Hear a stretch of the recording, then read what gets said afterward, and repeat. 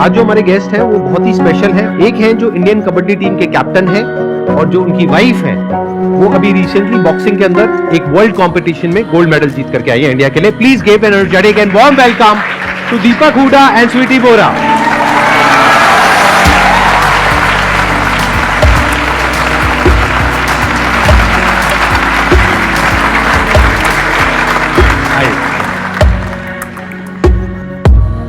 आप थोड़ा सा बताएंगे कि आप लोग कैसे मिले, और शादी तो अभी आई थिंक लास्ट ईयर हुई है, राइट? तो किस तरह से आप लोग मिले, मतलब is it love marriage, arrange marriage? Love marriage. Deepak ji बताएंगे आपको। हाँ 2015 की बात है, हरियाणा मैराथन हो रही थी, तो वहाँ पे मुझे भी चीफ गेस्ट बुलाया था रिंकू। तो वहाँ पहली बार वहाँ मैंने देखा ये जैसे माइक में बोल, वहाँ पे तो इतनी बात भी पहले जैसे हंस रहे ना वैसी फीलिंग आई थी। फिर मैंने इनको अप्रोच किया, फेसबुक पे मैसेज किया, तो मैडम ने 2 महीने लगा रिप्लाई करने में। इन्होंने तो बता दिया कि इनको जो अच्छा लगा आपके अंदर वो था आपका कॉन्फिडेंस। तो आपको इनमें क्या अच्छा लगा था जिसकी वजह से आपने हाँ बोल दिया, आप एग्री हो गए शादी के लिए? जब मैं इनसे पहली बार मिली थी, मतलब वहाँ मुझे नहीं पता था इनके बारे में कुछ भी, लेकिन हमारी फेसबुक पर बातें हुई, हम फ्रेंड्स बने, और उसके बाद हम पहली बार जब जहाँ मिले और जैसे उन्होंने अपनी लाइफ के बारे में बहुत सारी चीज़ें बताई कि फैमिली का मतलब इतना सपोर्ट नहीं था, मम्मी पापा भी नहीं थे, फिर भी ये यहाँ तक आए इतना कुछ करके, इतना स्ट्रगल करके। तो ये चीज़ मुझे इनकी बहुत ज़्यादा अच्छी लगी। लेकिन मैं हमेशा हमारे साथ खड़ी रहूँगी कि आधी रात को अगर लड़के जैसे लड़ने के लिए तैयार रहते ना, वहाँ भी खड़ी रहूँगी, और अगर ऐसे नहीं भी रात को फोन करता भाई यहाँ ये पंगा हो गया, वहाँ भी मैं तैयार हूँ, ठीक है। तो ऐसे हमारी दोस्ती स्टार्ट हुई, लेकिन पहले ऐसा कुछ था नहीं उस वाला शादी वाला, लेकिन इन्होंने फर्स्ट डे से ऐसे सोचा कि शादी करूँगा तो इसी से करूँगा। लड़कों की यही प्रॉब्लम होती है। हमारी विजन काफी क्लियर होती है, मतलब बहुत दूर तक देखते हैं।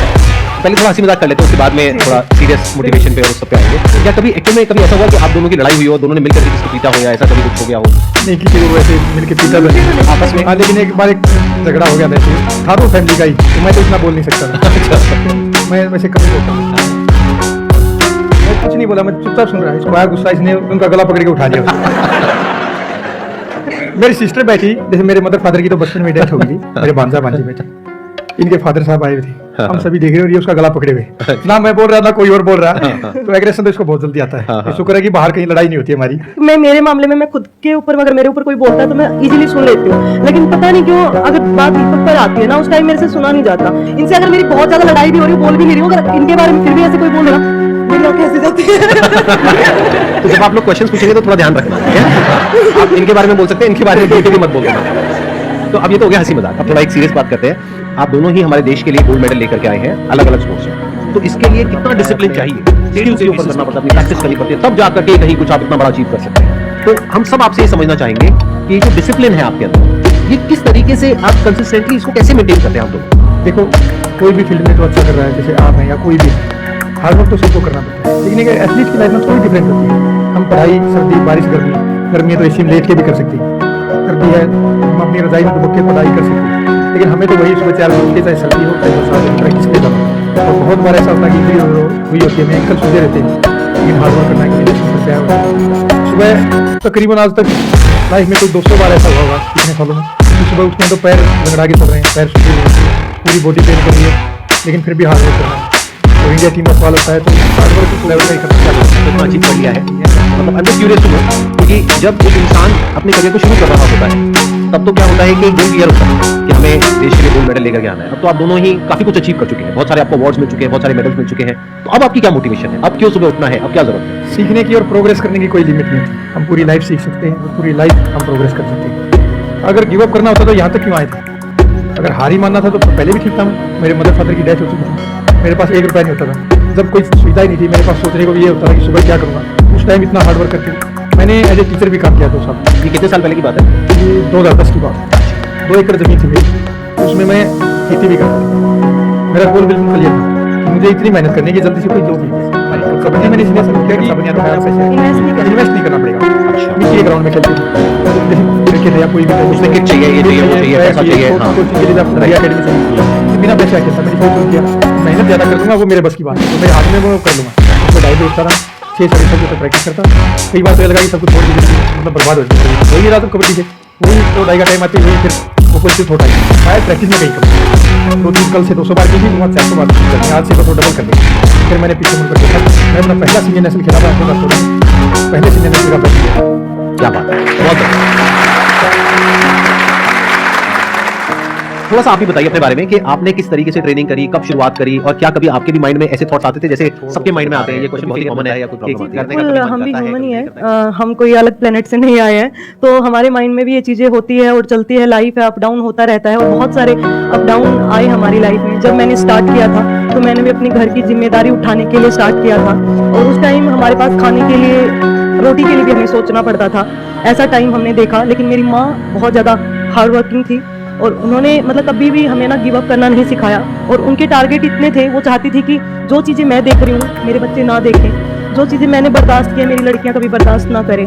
लेकिन गांव में जैसे मैं पढ़ने के बाद, स्कूल के बाद बच्चे खेलते ना गलियों में, उस टाइम फ़ोन का ज़माना नहीं था, तो मैं कबड्डी खेलने के लिए चली जाती थी। कबड्डी और कुश्ती यही गाँव में। अच्छा, तो आपकी शुरुआत कबड्डी से ही हुई थी? तो मैंने कबड्डी खेलती थी। पापा ने मुझे बोला कि अब खेलना वेलना बहुत हो गया बेटा, अब तुम बीटेक करो, और मतलब मैं चाहता हूँ कि मेरी बेटी इंजीनियर बने, वही IIT से तैयारी करो, ये करो, वही हाँ, सब। वही तो पापा चाहते थे। लेकिन मैंने उनको बोला नहीं पापा, मुझे ना अपना करियर गेम में बनाना, मैं खेलना चाहती हूँ। तो फिर पापा ने बोला कि नहीं, ऐसे करो, तुम कोई इंडिविजुअल गेम ले लो ना, जैसे कि अगर तुम हारोगे तो अपनी कमियों की वजह से, और जीतोगे तो अपनी खूबियों की वजह से, तो इंडिविजुअल गेम करो। और बॉक्सर मुझे पहले से ही स्कूल टाइम बोलते थे, लेकिन मुझे नहीं पता था कि मैं कितनी मतलब इस लेवल की बॉक्सर बनूंगी उस टाइम।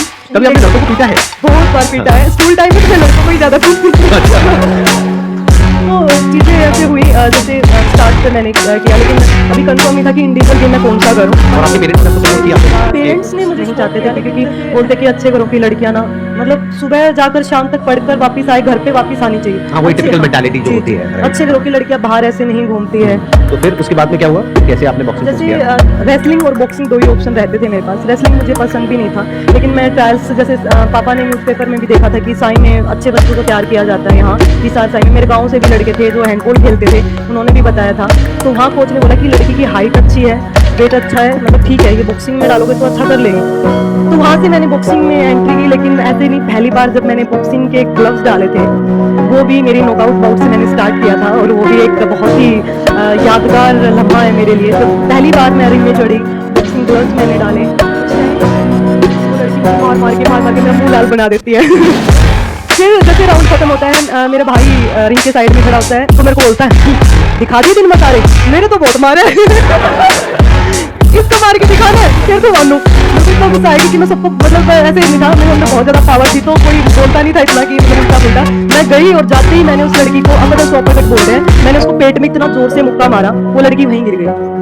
वो मेरी लाइफ का पहला नॉकआउट था, और मेरे गेम में वो पहली मेरी एंट्री थी बॉक्सिंग में। और उस टाइम जो कोच थे, उन्होंने बोला कि एक दिन आपकी ये लड़की वर्ल्ड में बहुत आपका नाम करेगी और वर्ल्ड में चैंपियन बनेगी, और वो लड़की आज आपके सामने वर्ल्ड चैंपियन बनकर बैठी हुई है। जब स्टार्टिंग मैंने गेम में एंट्री तो कर ली थी, लेकिन मुझे वहाँ घर की साइड से, जब भी मतलब रिश्तेदारों की साइड से, पड़ोसियों की साइड से हरी झंडी नहीं मिली थी, तो ताने देते थे कि अगर इसको वहाँ भेज दोगे तो खाना कहाँ से खाओगे, शादी कहाँ से करोगे लड़की की, क्या चीज़ें कर सकते हो, मतलब सारा पैसा इसके ऊपर लगा दोगे तो मतलब कहाँ से क्या चीज़ें करोगे, क्या जरूरत है, अब तो शादी करके इसको तो आगे ही जाना है। तो ये चीज़ें सुनकर बहुत बुरा लगता था, लेकिन मैंने उस टाइम ये ठान लिया था कि एक चीज़ मैं जरूर बदलूंगी। ये लड़का लड़की वाली सोच मैं बदलना चाहती हूँ, कि जो लड़का कर सकता है अपने माँ बाप के लिए, वो एक लड़की भी कर सकती है, और मैंने वो किया। मेरे माँ बाप को आज मेरे नाम से जानते हैं, ऐसे बोला जाता है कि ये स्वीटी बुरा के माँ पापा है। हालांकि मेरे भाई भी अच्छे प्लेयर हैं, रणजी खेले हैं, क्रिकेट खेले हैं, मेरी छोटी बहन है जो यहाँ आई है। तो प्रैक्टिस के टाइम मैं बता दूँ आपको, 12 घंटे पर डे भी किया हुआ है मैंने, और अभी 8 आवर हमारी चलती है प्रैक्टिस। अभी भी? जी, 8 घंटे आप लोग प्रैक्टिस करते हैं? आप भी? जी 8 घंटे एक दिन में? आप से कितने करते हैं जिम या जो भी प्रैक्टिस या व्हाटएवर? मैं बस ये मानती हूँ कि जो हम देंगे ना, वो हमारे पास वापस जरूर आता है लौट कर। तो मैंने इतनी मेहनत की, मैंने इतना हार्डवर्क किया है 12-12 घंटे से लेकर, और जब मतलब ऐसा होता है कि पाँव से चला नहीं जा रहा है, और मेरे हाथ में इंजरी जैसे फ्रैक्चर हो चुका है, फिर भी हम काम कर रहे हैं, तो आंखों में आंसू आ रहे हैं मेरे को, लेकिन फिर भी मैं काम किए जा रही हूँ। और मैं बस ये बोलती हूँ, देख रही हूँ ना, मतलब मैं माता रानी को बहुत मानती हूँ, तो मैं उसको बोलती हूँ, देख रही है ना तू कैसे कर रही हूँ मैं, अगर अभी अगर आपको मेरी मतलब परीक्षा में कुछ कमी रह गई है तो अभी देख लो, वो भी दे दो मुझे, मैं उसके लिए भी तैयार हूँ। अगर आपकी लाइफ में तो कोई भी ताकत आपको नहीं रोक सकती यार, कोई भी ताकत नहीं रोक सकती है। बहुत बढ़िया। अब आप लोगों का क्या ड्रीम है? मतलब अभी आप दोनों ने काफी कुछ अचीव कर लिया है अपनी अपनी फील्ड में, बॉक्सिंग में आपका बहुत अच्छा नाम हो गया है, आपका कबड्डी में सब जानते ही हैं, तो अब नेक्स्ट गोल क्या है आपकी लाइफ में? मतलब what is it that you want in next 3 years 5 years 10 years, क्या चाहते हैं? मेरे 2 ड्रीम अभी इंडिया की कैप्टन बन के वर्ल्ड कप दोबारा ले जाना अपने देश के लिए। और 2018 एशियन गेम्स में हम हार गए थे, लेकिन ब्रोंज मेडल आया था हमारा, और वो भी एज कैप्टन इंडिया टीम के लिए गोल्ड मेडल वापस लेके आया। उससे पहले मैं रुकने वाला था, क्योंकि जो अपना नेशनल एंथम बजता है ना, सबसे पहले तो कोई भी खिलाड़ी हो अपने पास अगर वो इंडिया की मिलती ना, उसको अपने आप में मुझे नहीं लगता कि किसी खिलाड़ी ने तो वो फीलिंग अलग ही होती है। और जब पूरे देश 150 करोड़ हिंदुस्तानियों के ऊपर आप कप्तान ये जिम्मेदारी सौंपी जाती है, तो वो फीलिंग दोबारा लेके आनी अपने देश के लिए। आपका क्या गोल है? आपका क्या देखिए plan है? मेरे पास तो सब में गोल्ड मेडल हो चुका है मेरे पास, लेकिन अभी एक ओलंपिक का गोल्ड मेडल रहता है मेरे लिए, जिसके लिए ना मैं दिन रात बहुत ज़्यादा मेहनत कर रही हूँ, और मुझे आप सबकी दुआओं की बहुत ज़्यादा ज़रूरत है। अब आप लोग बताइए, आप लोगों के माइंड में कुछ क्वेश्चंस आ रहे होंगे जो आप इनसे पूछना चाहते हैं। क्वेश्चन मेरा ये है कि जैसे आपने बताया कि हार्ड वर्किंग आपने बहुत की हुई है, तो आप लोग लक पे भी विश्वास करते हैं क्या? कि क्योंकि अभी हमारे साइड ये है कि कुछ अगर नेगेटिव होता हमारे साथ, बोलते कि शायद किसी की नज़र लग गई हमें, ऐसा कभी आपके साथ हुआ है कि कभी आपने ये लगता है कि शायद मैंने इतना हार्डवर्क किया, मैं उतना अचीव नहीं कर पाया, या कल मैं इतना अच्छा नहीं खेल पाया या किसी कंपटीशन के लिए, लेकिन ओवरऑल ऑप्शन एक ही होता है हमारे पास, हार्डवर्क, क्योंकि उसको कोई नहीं छीन सकता। लक का गारंटी नहीं होती, लक में ये होता है कि लक साथ दे देता तो हो जाता, लेकिन मुझे पता है कि मैंने इतनी हार्डवर्क रखा है कि मैं ये 100 मीटर स्प्रिंट 10 सेकंड में निकाल दूंगा, वो मेरे हाथ में है। अब वो पैर ट्विस्ट हो जाए या ना हो जाए, वो मेरे हाथ में नहीं है, या कोई दूसरा ज्यादा मेहनत करके अपनी मेहनत की गारंटी ले सकते हैं हम, वो हमारे हाथ में है। तो हार्डवर्क पे ही ज्यादा बिलीव करता हूं मैं तो।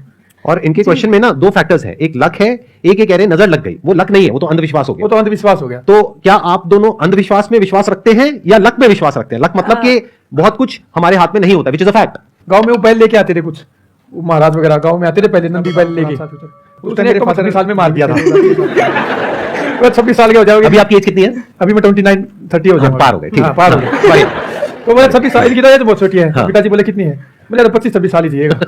और फिर बोले और कुछ अच्छा करेगा? बोले नहीं, ये दाल रोटी मुश्किल खाएगा। तो ये मैं आपको सच्चाई बता रहा हूँ, इन चीजों पर बिलीव मत करो। अगर आपने किसी भी फील्ड में आप अच्छा करना चाहते हैं, चाहे अपनी पढ़ाई में, अगर आप किताब उठा के पढ़ोगे ही नहीं तो दिमाग में कहाँ से पढ़ाई घुसेगी, आपकी नॉलेज ही नहीं जाएगी। तो वो हार्डवर्क ही है। अब आपने बुक्स पढ़ी नहीं और बोलते मेरी किस्मत खराब थी इसलिए फेल हो गया, तो वो अंधविश्वास ही है। फिर जो अपना मतलब हार्डवर्क कर रहे हो, पढ़ाई कर रहे हो, कुछ भी कर रहे हो, बस खुद पर बिलीव होना चाहिए कि हाँ मुझे जरूर मिलेगा, और अपने कर्मा पे बिलीव होना चाहिए। बिलीव करोगे जब ही मिलेगा। ऐसा नहीं कि मैं पढ़ रही हूँ और मुझे विश्वास ही नहीं किया, क्या होगा, ये एटीट्यूड लेकर चलते हो ना आप, तो आप किसी भी फील्ड में नहीं हार सकते, किसी भी फील्ड में। अब आपको नजर नहीं लगेगी। थैंक यू सो मच यहाँ पर आने के लिए, मुझे बहुत अच्छा लगा आप दोनों से मिल करके, इंटरेक्ट करके, and it is pleasure meeting you, pleasure talking to you. देखो